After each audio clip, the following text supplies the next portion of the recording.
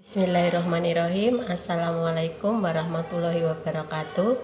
Saya nama Hartini, nomor induk mahasiswa 190205347 akan menyampaikan pemaparan kelainan kongenital.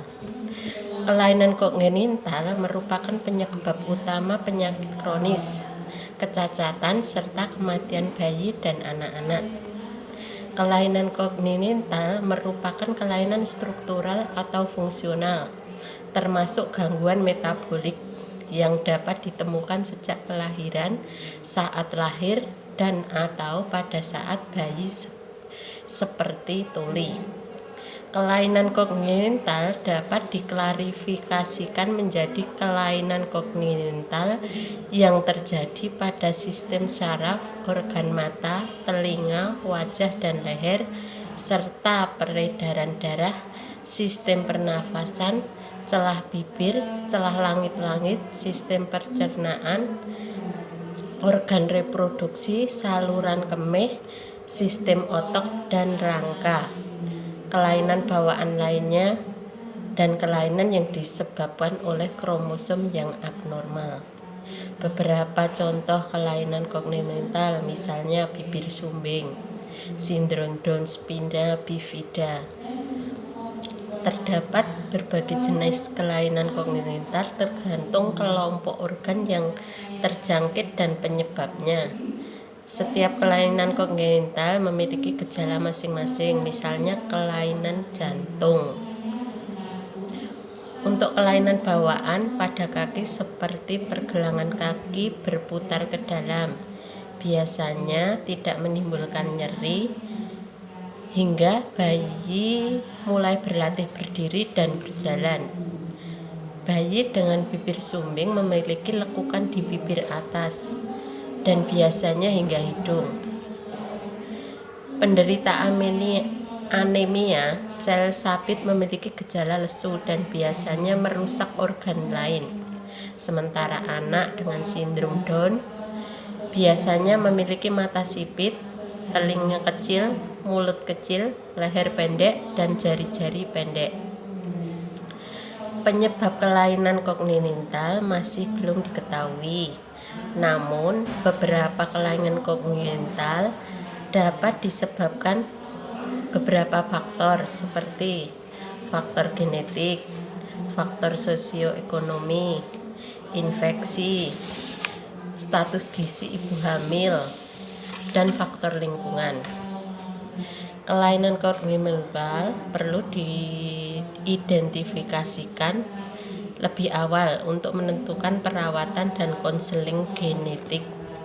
Meskipun tidak semua kelainan kongenital dapat didiagnosa atau terdeteksi dini, namun terdapat beberapa pemeriksaan yang bisa dilakukan untuk mendiagnosis kelainan kongenital. Misalnya, tes kelainan bawaan dapat dilakukan mulai kehamilan 10 minggu. Tes screening dirancang untuk mengidentifikasi bayi yang tidak memiliki kelainan kongenital. Jika tes screening tidak terdeteksi adanya kelainan, selanjutnya dapat melakukan tes diagnostik seperti USG, tes darah, tes urin untuk mendeteksi adanya kelainan pada janin. Chorionic villus sampling merupakan tes yang biasanya dilakukan pada 10 hingga 13 minggu kehamilan. Ketika tes screening menunjukkan bahwa bayi mungkin memiliki kelainan kongenital. CVS dapat digunakan untuk mendiagnosis bayi dengan sindrom Down atau kondisi genetik lainnya. Pemeriksaan ini dilakukan dengan mengambil sedikit sampel sel dari plasenta untuk diuji di laboratorium. Amniocentesis dilakukan setelah 15 minggu kemudian. setelah 15 minggu kehamilan. Tes ini dapat memastikan apakah bayi menderita sindrom Down atau kelainan bawaan lainnya setelah melalui tes CVS. Pemeriksaan ini dimulai dengan mengambil cairan amnion yang berada di sekitar janin dan diuji di laboratorium. Namun, terdapat risiko kecil gangguan pada tes amniosentesis dan CVS.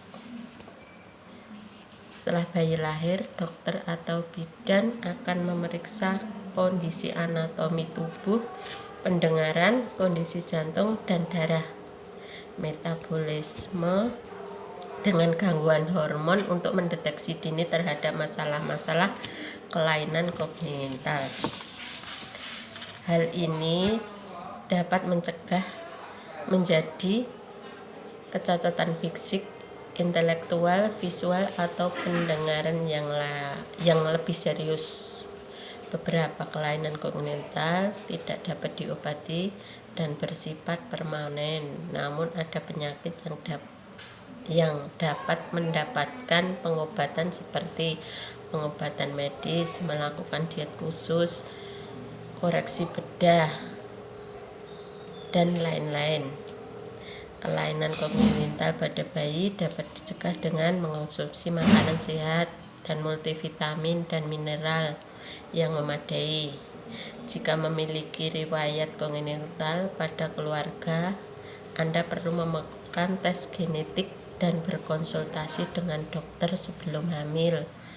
Mengonsumsi tablet asam folat khususnya pada trimester pertama kehamilan, menghindari alkohol, merokok, dan obat-obatan yang lain, mengontrol diabetes, menghindari paparan bahan kimia, melakukan vaksin rubella, melakukan screening, meningkatkan pengetahuan ibu hamil dan keluarga mengenai kehamilan kongenital, menjaga kesehatan reproduksi. Demikian paparan dari saya, ada kurang lebihnya mohon maaf. Terima kasih.